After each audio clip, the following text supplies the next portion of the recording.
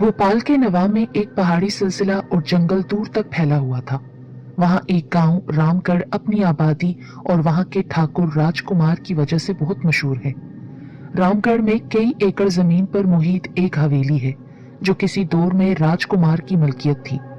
हवेली के बड़े गेट पर एक बड़ी सी तख्ती लगी है जिस पर राजकुमार अफ्रीका वाला लिखा है। किसी वक्त उस तख्ती पर सोने का मलमा चढ़ा हुआ था, मगर अब उस पर सोने का नामो निशान नहीं है। तख्ती अपनी रंगत खो चुकी है, हवेली उजड़ चुकी है और एक खंडर का मंजर पेश करती है। अब उसमें जंगली जानवर, सांप और बदरूहें राज करती हैं। लोग उस हवेली की तरफ जाते हुए खौफ खाते हैं। उस वीरान और खंडरनुमा हवेली को देखकर देखने वाले के जिस्म में डर और खौफ की लहरें सरायत कर जाती हैं। लगता है अभी कोई बदरू उस हवेली से बाहर निकलकर उसकी रूह को फना कर देगी। हालांकि उस हवेली में हीरे और जवाहरात मदफन है जो कभी राजकुमार और उसके खानदान की मलकियत थे, मगर किसी में इतनी जुर्रत नहीं कि वो हवेली के अंदर जाकर कोई कीमती जेवर उठा लाए। राजकुमार के खानदान का कोई भी फर्द सवाए मेरे जिंदा नहीं है। सबके सब एक जोगी की बद्दुआ की भेंट चढ़ चुके हैं। एक वक्त था हवेली में हर वक्त रौनक रहती थी, हर लम्हा खुशियों का समा रहता था। कमरों में ज़ेबाइश के लिए कई चीजें सोने की बनाई गई थी, क्योंकि राजकुमार सोने का बहुत बड़ा व्यापारी था। उसका कारोबार यूरोप के अलावा अफ्रीका के कई ममालिक में भी था। वो इन ममालिक में सोने की कानें तलाश करके वहां से सोना निकाल कर दीगर ममालिक में फरोख्त करता था। उसके इस कारोबार को किसी किस्म का कानूनी तहफ़्फ़ुज़ हासिल न था। उसके पास सैकड़ों मुलाजिम थे जो ये काम गैर कानूनी तरीके से और कानून की हिफाजत करने वालों को खरीद कर करते थे। राजकुमार के हाथ बहुत ही लंबे थे, उसके ताल्लुकात ऊपर की सतह तक थे। राजकुमार को रामगढ़ का बादशाह कहा जाता था। उसका खानदान बहुत बड़ा था। उसके बेटे और बेटियां भी औलाद वाले बन गए थे। वो सब के सब ऐश कर रहे थे। राजकुमार और उसका बड़ा बेटा प्रकाश ज्यादा वक्त कीनिया में गुजारते थे। नैरोबी में उनका बड़ा और शानदार दफ्तर था। राजकुमार का छोटा बेटा कभी दिल्ली और कभी बंबई में होता था। उसका नाम राकेश था। राकेश इंतहाई हद तक हुस्न परस्त था। उसकी बीवी अर्चना लाखों में एक थी, फिर भी वो इधर उधर मुंह मारने से बाज ना आता था। उसका बेटा राजेंद्र कुमार और प्रकाश का बेटा सरिंदर कुमार हम उम्र थे। वो दोनों ही राकेश पर गए थे। दौलत की फरावानी ने उनको बहुत बिगाड़ दिया था। वो अपने दादा राजकुमार की दौलत दोनों हाथों से लुटा रहे थे। राजकुमार जब अफ्रीका से लौटता तो हवेली में जश्न का सा समा होता। उसी वजह से उसका नाम राज अफ्रीका वाला पड़ गया था। कई तो उसे सिर्फ अफ्रीका वाला ही कहते थे। रामगढ़ के इलाके में अक्सर जोगी और साधु वगैरह का गुजर रहता था। अक्सर तो राजकुमार की अमारत का जिक्र सुनकर अपनी खाली झोली भरने की आस लेकर आते थे, मगर राजकुमार फराख दिल नहीं था। गरीबों, मजारों और गर्जमंदों की मदद करने के सिलसिले में वो बेहद कंजूस था। हवेली के दीगर मकीन भी उसके नक्शे कदम पर चलते थे। वो मौसम बहार के दिन थे। राजकुमार उन दिनों अफ्रीका गया हुआ था। राकेश बंबई वाले दफ्तर में था। हवेली में राजेंद्र और सरिंदर थे कि एक जोगी अपनी जवान बेटी गीता को साथ लिए राजकुमार की हवेली तक आ पहुंचा। जोगी की बेटी बड़ी शीला की शादी हो रही थी। जोगी राजकुमार की अमारत की धूम सुनकर वहां अपनी बेटी शीला के जहेज के सिलसिले में मदद लेने के लिए आया था। उसे उम्मीद थी कि राजकुमार की हवेली से इतना कुछ मिल जाएगा कि उसकी बेटी की शादी धूमधाम से हो जाएगी। राजेंद्र और सरिंदर ने जोगी के हमरा उसकी बेटी गीता को देखा तो देखते ही रह गए। गीता हसीन ही इतनी थी कि देखने वाले लम्हों में उसके हुस्न के सहर में जकड़ जाते थे। उसकी आंखों के बेनाम जज्बे राजेंद्र और सरिंदर को अपने दिलों में उतरते महसूस हुए। उन्होंने आंखों आंखों में एक दूसरे से बात की और जोगी को यकीन दिलाया कि वो उसकी बेटी के जहेज के लिए इतना कुछ देंगे जिसका वो तसव्वुर भी नहीं कर सकता। जोगी ने उनकी चिकनी चुपड़ी बातों का यकीन कर लिया। राजेंद्र और सरिंदर ने जोगी को बताया कि उनका दादा राजकुमार दिल्ली गया हुआ है, वो रात को देर से आएगा, वही तुम्हारी बेटी के लिए जहेज वगैरह के सिलसिले में मदद करेगा। हम इस सिलसिले में तुम्हारी सिफारिश करेंगे तो दादा जान इनकार न करेंगे, इसलिए तुम रात को हवेली में ही रह जाओ, सुबह रकम लेकर चले जाना। जोगी ने उनकी बात मान ली। उसे नौकरों वाला एक कमरा दे दिया गया। गीता को अलहदा कमरा दिया गया जहां एक नौकरानी भी रहती थी। ये सब राजेंद्र और सरिंदर का मंसूबा और चाल थी। रात को उन दोनों ने गीता को जबरदस्ती बेआबरू कर डाला। सुबह हुई तो गीता जिंदा ना थी, उसने खुदकुशी कर ली थी। जोगी ने अपनी जवान बेटी का हशर देखा तो बिलक बिलक कर रोने लगा। जोगी ने रोते रोते आसमान की तरफ मुंह उठाया और बिलक बिलक कर राजिंदर और सरिंदर को शराब देता रहा। भगवान करे तुम दोनों कभी औलाद की खुशियां ना देख पाओ। तुम्हारे खानदान का कोई भी फर्द जिसका इस हवेली से ताल्लुक हो, वो मर्द हो या औरत, औलाद पैदा न कर सके। ये हवेली वीरान हो जाए और कोई तुम्हारा नाम लेवा ना रहे। ये कहकर जोगी ने गीता की लाश कंधे पर डाली और जंगल की तरफ चल पड़ा। वहां उसने गीता की लाश को आग लगा दी और खाली हाथ लौट गया। उसके बाद उस जोगी की कोई खबर न मिली और न ही वो दोबारा उस हवेली की तरफ लौट कर आया। राजिंदर और सरिंदर ने जोगी के शराब को कोई अहमियत न दी और फिर से ऐशो मस्ती की दुनिया में गुम हो गए। जोगी ने गीता की चिता जहां जलाई थी, वहां से कभी कभी गीता की चीखें सुनाई देती थी जो उस हवेली तक पहुंचती थी। लगता था कि गीता की आत्मा इधर उधर भटक रही है। यूं ही एक साल बीत गया। राजकुमार के खानदान पर जोगी की शराब का कोई असर जाहिर न हुआ। एक साल बाद राजकुमार का छोटा बेटा राकेश बंबई वाले दफ्तर में मुर्दा पाया गया। उसके कत्ल की वजह आज तक मालूम नहीं हो सकी। राजकुमार ने दौलत पानी की तरह बहाई, मगर पुलिस लाख कोशिश के बावजूद ये मामला हल करने में नाकाम रही। राजकुमार मेरे नाना थे। मैं उनकी बेटी सुनीता का बेटा हूँ। मैं राजिंदर और सरिंदर से बहुत ही छोटा हूँ। मैं भी अपने वालिदैन के हमरा उसी हवेली में रहता था। कई बातों और वाकयात का मैं ऐनी शाहिद हूँ। जब राजिंदर और सरिंदर ने जोगी की बेटी गीता को बेआबरू किया था, उस वक्त मेरी उम्र 10 साल होगी। बात के हालात भी मेरी आंखों ने देखे हैं। जोगी की बद्दुआ अब रंग लाने लगी थी। 4 साल मजीद गुजर गए थे। उस हवेली में कोई बच्चा पैदा ना हुआ। कोई औरत अगर उम्मीद से थी तो उसका हमल भी किसी न किसी बहाने जाया हो गया। राजिंदर और सरिंदर की शादियां एक ही दिन बड़ी धूमधाम से हुई। उस रोज हमारी हवेली में जश्न का सा समा था। मेरे नाना ने तिजोरियों के मुंह खोल दिए थे। इतना खाना पकाया गया कि इंसानों से वो सारा खाना ना खाया गया। जो बच गया वो जंगल में जानवरों के खाने के लिए फेंक दिया गया। वो राजिंदर और सरिंदर की सुहाग रात थी। वो अपने अपने आरास्ता कमरों में अपनी अपनी दुल्हन के साथ जिंदगी का नया सफर शुरू कर रहे थे और हवेली में शीला की चीखें और रोने की आवाजें आ रही थीं। उसकी आत्मा हवेली में भटक कर अपने साथ होने वाली ज्यादती के खिलाफ एहतजाज कर रही थी। राजिंदर और सरिंदर ने एक ही खानदान से शादी की थी। उनकी बीवियां आपस में बहनें थीं। उनका ताल्लुक भी अमीर कबीर खानदान से था। सुबह हुई तो राजिंदर और सरिंदर के चेहरे बुझे बुझे से थे। लगता था वो रात भर सो नहीं सके। उनकी बीवियां भी उलझी उलझी सी लग रही थीं। 2 दिन और रातें मजीद बीत गईं। राजिंदर और सरिंदर के लबों पर से मुस्कुराहट गायब हो गई। उनकी खामोशी और खलाओं में घूरते रहना किसी तूफान का पेशखेमा लग रहा था। 4 दिन बाद उनकी बीवियां अपने वालिदैन के घर चली गईं और फिर लौट कर न आईं। उन्होंने राजिंदर और सरिंदर से अलहदगी का फैसला कर लिया। राजिंदर और सरिंदर ने भी उस फैसले को तस्लीम कर लिया। हमारी हवेली में हलचल सी मच गई। मेरे नाना और मामू सुरेश गुस्से से खोलने लगे कि सेठ अशोक ने बेटियों को घर बैठा कर उनकी तौहीन की है। उसने बेटियों को घर ही बिठाना था तो उसने उनकी शादियां क्यों की थीं? राजकुमार और सुरेश अशोक से बात करने के लिए उसके घर जाने को तैयार हुए तो राजिंदर और सरिंदर ने उनको रोक लिया। आप लोग अशोक कुमार के पास ना जाएं। क्यों ना जाऊं? हम दोनों औलाद पैदा करने की सलाहियत से महरूम हो चुके हैं। हम कभी बाप नहीं बन सकेंगे। क्या बकवास कर रहे हो? तुम्हारी बातें मेरी समझ में नहीं आ रही। राजकुमार तो झुंझला गया। राजिंदर और सरिंदर ने जोगी की बेटी के साथ ज्यादती करने की तफसील के साथ साथ जोगी के शराब का बताया तो राजकुमार और सुरेश सर पकड़कर बैठ गए। जोगी के शराब में इतना असर होगा इसका तो किसी ने तसव्वुर भी न किया था। राजिंदर और सुरिंदर की हालत काबिले रहम हो गई। उन्होंने सोचा भी ना होगा कि ऊपर वाला उनको इतनी कड़ी सजा देगा। हवेली में अब मातम का सा समा था। जोगी को हर हालत में और हर कीमत पर तलाश करके हवेली में लाया जाए। राजकुमार ने अपने खास लोगों को हुक्म दिया, जो हुक्म सरकार, हम उस जोगी को ढूंढ ही लाएंगे। उन लोगों ने बड़े दावे किए मगर उनके तमाम दावे धरे के धरे रह गए और जोगी का कोई सुराग न मिला। न जाने वो कहाँ चला गया था। राजकुमार के लिए ये बहुत बड़ा सदमा था क्योंकि वो राजिंदर और सरिंदर से बहुत प्यार करता था। वो उसकी दौलत और जायदाद के वारिस थे। उन्हीं दिनों राजकुमार को एक और सदमे से दो चार होना पड़ा।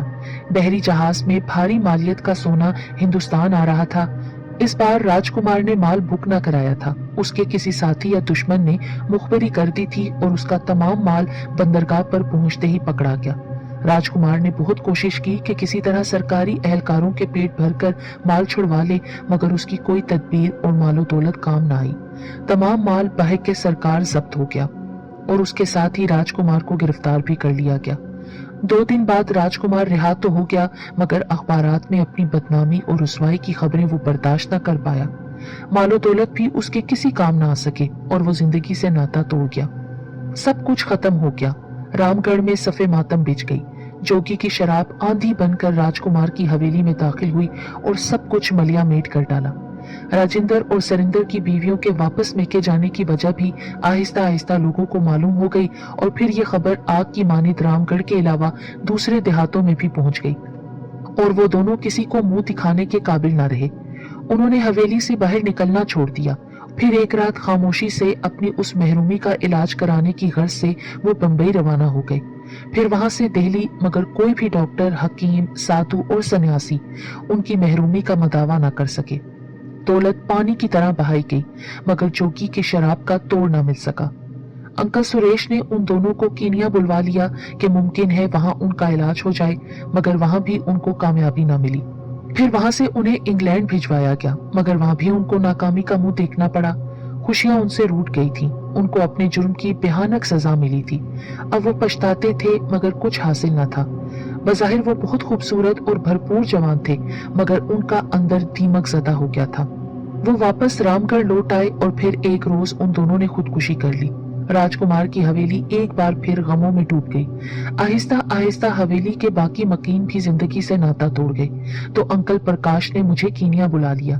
अब मैं ही इस खानदान का वाहिद और आखिरी वारिस था। मैंने अपनी आंखों से उस हवेली को बर्बाद होते देखा था, इसलिए मैं बेहद हसास हो गया था। मुझे भी अब ये महसूस होने लगा था कि मैं भी उसी महरूमी का शिकार हूँ जिसके शिकार राजेंद्र और सरिंदर हुए थे, मगर मैंने उस पर काबू पाने का अहद कर रखा था। मैंने ये अहद किया कि मैं एक बार फिर उस हवेली को उसी तरह आबाद करूंगा जिस तरह मेरे नाना ने आबाद कर रखी थी। अंकल सुरेश भी अब बूढ़े हो गए थे। अब कारोबार का बोझ भी मैंने ही उठाना था। 1 साल तक मैं कारोबार के रमूज से वाकफियत हासिल करता रहा। फिर मैंने जिंदगी के कारजार में कदम रख दिए। सोने की कानों की तलाश में मैंने दिन रात एक कर डाला। मुकामी मजदूर निहायत कम कीमत पर मिल जाते थे, मगर वहां कबीला सिस्टम होने की वजह से तरह तरह की मुश्किलात का सामना करना पड़ता था।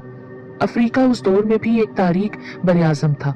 मैंने काफी मेहनत की और वहां ही एक मुकामी कंपनी के साथ मिलकर सोने का एक जखीरा दरियाफ्त कर लिया। उन लोगों ने मेरी कंपनी और मेरे साथ बहुत ताउन किया और वहां से हम सोना निकालने में कामयाब हो गए। वो बहुत बड़ी कान थी जिसने न सिर्फ मुझे बल्कि राजकुमार एंड कंपनी को भी अपने पांव पर खड़ा कर दिया। मैं अब माली तौर पर मजबूत हो गया था। इस अरसे में अंकल सुरेश भी चल बसे और मैं जिंदगी की उस दौड़ में तन्हा रह गया।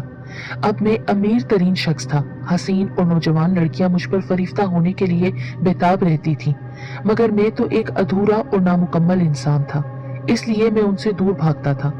मैं अंदर ही अंदर कोड़ने लगा। मैं एक गहनाया हुआ चांद था। न जाने मुझे क्यों ये यकीन था कि मैं एक न एक दिन मुकम्मल मर्द बन जाऊंगा, मगर अभी मेरी तवज्जो कारोबार पर थी।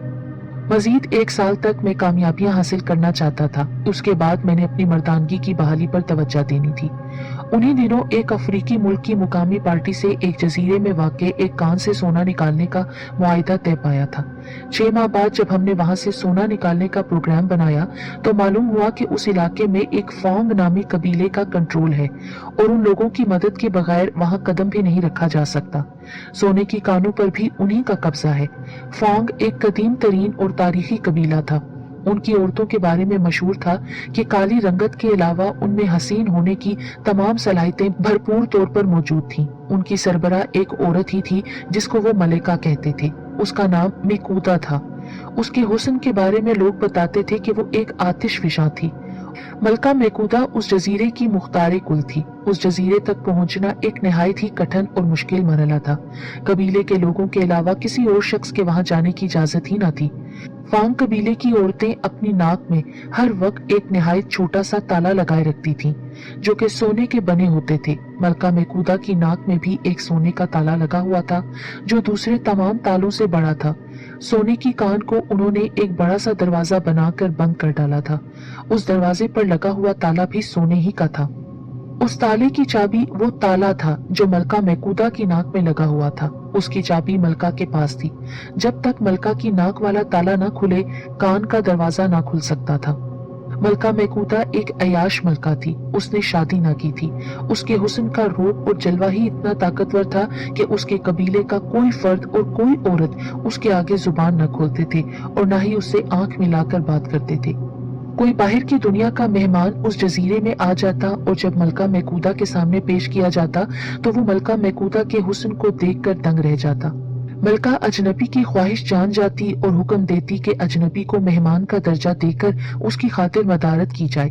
यूं अजनबी का खौफ कम हो जाता, मेहमान की अच्छे अंदाज में खिदमत की जाती। उसके बाद मलका महकूदा उसे तन्हाई में अपनी ख्वाबगाह में बुलाती, जो खसूसी तौर पर बनाई गई थी। जब मेहमान मलका का नीमुरिया जिस्म देखकर अपने आप में न रहता तो मलका उससे पूछती, तुम सोने की तलाश में आए हो दोस्त? हाँ, नहीं नहीं नहीं। अजनबी की जुबान उसका साथ न दे पाती कि वो क्या कहे और क्या न कहे। मैं उस सोने की कान की मलका हूँ। अगर मैं तुम्हारी बन जाऊं तो फिर ये सब कुछ तुम्हारा होगा। मलका के अल्फाज अजनबी के कानों में रस घोलने लगते। फिर जब उसकी जिन्स की आग ठंडी होती तो अजनबी जिंदगी की बाजी हार चुका होता। मलका में कोई ऐसी हिवानी कशिश थी, जिस्म में कोई ऐसा जहर था कि जो भी मर्द उसके हमरा रात गुजारता वो जिंदा न रहता। मर्द का जिस्म नीला पड़ जाता और वो अपनी जिंदगी गवा बैठता। फोंग कबीला और उनकी मलका के बारे में अनोखी मालूमात जानकर मैं खौफजदा सा हो गया। सोचा भूल जाऊं उस जजीरे को और सोने की कान को। बिला आखिर मैंने उस मुहिम को सर करने और उस आग में कूदने का फैसला कर लिया। मैंने हिंदुस्तान से 2 काबिल आमिल और साधु बुलवाए, उनको भारी रकम भी दी और मलका महकूदा के बारे में तमाम मालूमात बताकर उनसे इस सिलसिले में मदद करने को कहा। उन्होंने यकीन दिलाया कि वो इस राज को खोजने की भरपूर कोशिश करेंगे कि मलका महकूदा में ये खास ताकत कहाँ से और कैसे आई है। कई माह की सोच विचार के बाद मैंने उस जजीरे में जाने का फैसला कर लिया। कई लोग कहते थे कि ये जजीरा आसेब ज़दा है और यहाँ बदरूहें रहती हैं, क्योंकि बाहर की दुनिया से आने वाला कोई भी फर्द वापस जिंदा या मुर्दा कभी लौट कर नहीं आया। मगर हकीकत ये ना थी। असल हकीकत मलका महकूदा थी। जजीरे के एक तरफ समंदर था। मैंने एक कश्ती किराए पर ली। मेरे पास दूरबीन थी। मैं वहां सिर्फ दूरबीन से जायजा लेना चाहता था। साधु और आमिर अपनी ड्यूटी पर जंगलों में घूमने निकल गए। मैं मुसलसल 1 माह तक जजीरे के साहिल के आसपास घूमता रहा और दूरबीन की मदद से जजीरे के अंदरूनी मनाजिर को देखकर उनके नक्शे तैयार करता रहा। वो एक ऊंची सी पहाड़ी थी। वहां तक पहुंचते हुए मुझे शाम हो गई। अंधेरा फैल चुका था। मैंने दूरबीन की मदद से इधर उधर निगाह दौड़ाई तो मुझे मलका महकूदा की रिहाइश का नजर आ गई। ऐसा लगता था वहां कोई जश्न मनाया जा रहा है। मेरी नजरें मलका महकूदा पर मरकूज थीं। उसके हुस्न ने मुझे इतनी दूर से भी मदहोश कर डाला था। पहली बार मेरा दिल बेकाबू हुआ था। मलका शराब के खुमार की मानित मेरे दिलो दिमाग पर छा गई थी। मैंने वापसी का रास्ता इख्तियार कर लिया, इस अहद के साथ कि मैं फिर लौट कर आऊंगा और उस जजीरे से फातेह बनकर लौटूंगा। मैं लौट तो आया, मगर मुझे किसी पल चैन न था। कई माह की सरतोड़ कोशिशों के बाद मलका की ताकत का राज मालूम हो गया। आमिल और साधु ने मिलकर ये राज खोजा था कि जजीरे के साथ ही एक और जजीरा है जिसका रकबा निहायत ही कम है। वहां पर कोई इंसान आबाद नहीं है और वहां सिर्फ जंगली जानवर रहते हैं, जिनमें ज्यादा तादाद बंदरों की है। उस जजीरे में कुछ दरख्त ऐसे हैं जिन पर अंगूर की मानित एक फल लगता है और वो हर मौसम में होता है। लोग उस फल को जेशवा कहते हैं। उस फल की कई खसूसियात हैं, लेकिन सबसे अहम खासियत ये है कि उसका एक दाना खाने से इंसानी जिस्म में एक अजीब तरह की ताकत पैदा हो जाती है। मर्द खाए तो उसकी मर्दानगी में बेपनाह इजाफा और ताकत पैदा होती है। अगर औरत खा ले तो उसमें एक मखसूस कशिश पैदा हो जाती है कि मर्द उसके बाजुओं के हिसार में आकर मोम की तरह पिघल जाता है और औरत एक ऐसी फातेह बन जाती है जो अपनी उस अनोखी ताकत के बलबूते पर मर्द को जेर करने की सलाहियतों से माला माल हो जाती है। मगर उसका एक नुकसान ये भी है कि जिसने जेशवा खाया हो वो तो जिंदा रहता है, मगर वो जिसने जेशवा ना खाया हो जिंदगी से नाता तोड़ जाता है। जेशवा एक फर्द के लिए अमृत और एक के लिए जहर बन जाता है। मलका महकूदा 1 माह बाद उस जजीरे में आती थी और जेशवा खाकर लौट जाती थी। मलका के अलावा बंदर किसी और जीरू को अपने जजीरे में दाखिल ना होने देते थे और ना ही वो किसी को जेशवा खाने देते थे। ये जानकर मैंने अहद कर लिया कि मैं उस जजीरे में जरूर जाऊंगा और जेशवे का फल जरूर खाऊंगा, क्योंकि मैं तो वैसे भी जिंदगी से आजिज था जिसमें मर्दानगी नहीं, उसका जीना भी बेकार है, मगर वहां जाना तो खतरे से खाली ना था। मैंने सुन रखा था कि जंगल में रहने वाले भी कभी कभी निहायत ही खौफनाक और बेदर्द बन जाते हैं, और वो इंसान की जान लेने से भी दरीग नहीं करते। और फिर उस जजीरे में जेशवा के दरख्त उन बंदरों के कब्जे में थे। 2 माह इसी सोचो बाजार में गुजर गए। मैंने देहाती और पसमानदा इलाकों में उन लोगों की तलाश शुरू कर दी जो पालतू बंदरों का नाच और तमाशा दिखाकर रोजी कमाते हैं।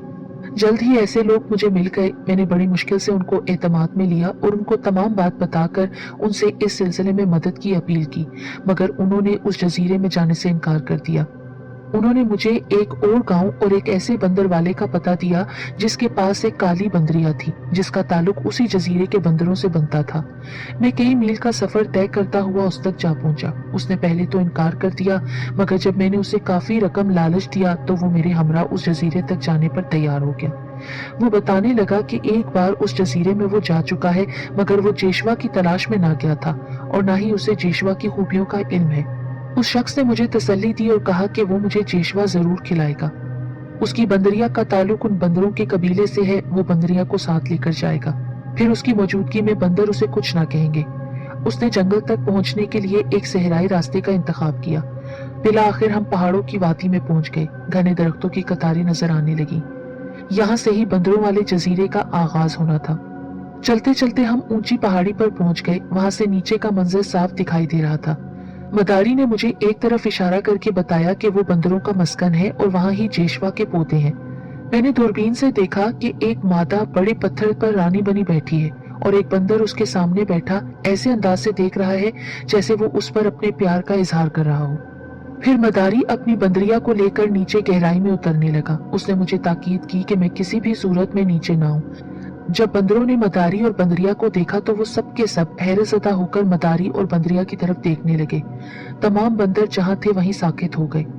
इतने में मदारी ने अपनी बंदरिया को आजाद कर दिया।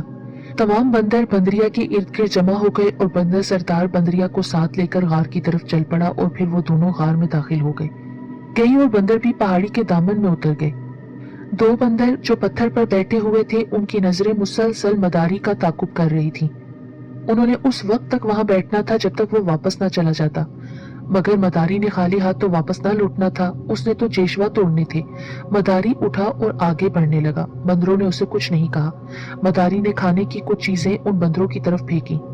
दोनों बंदर वो चीजें खाने लग गए। इसी अरसे में मदारी ने जेशवा के गुच्छे और कई दाने तोड़ लिए और एक कपड़े के थैले में डाल लिए। जब वो वापस मुड़ने लगा तो बंदरों को ये इल्म हो गया कि वो जेशवा तोड़कर ले जा रहा है। मदारी भाग रहा था क्योंकि वो जल्द अज जल्द पहाड़ की चोटी पर पहुंचना चाहता था, जहां मैं उसकी कामयाब वापसी का इंतजार कर रहा था, मगर बंदरों ने उसे चोटी पर ना पहुंचने दिया। उन्होंने उसे दबोच लिया।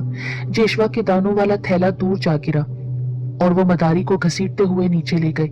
मदारी चीख रहा था और मदद के लिए चिल्ला रहा था, मगर मैं उसकी मदद करने से कासिर था।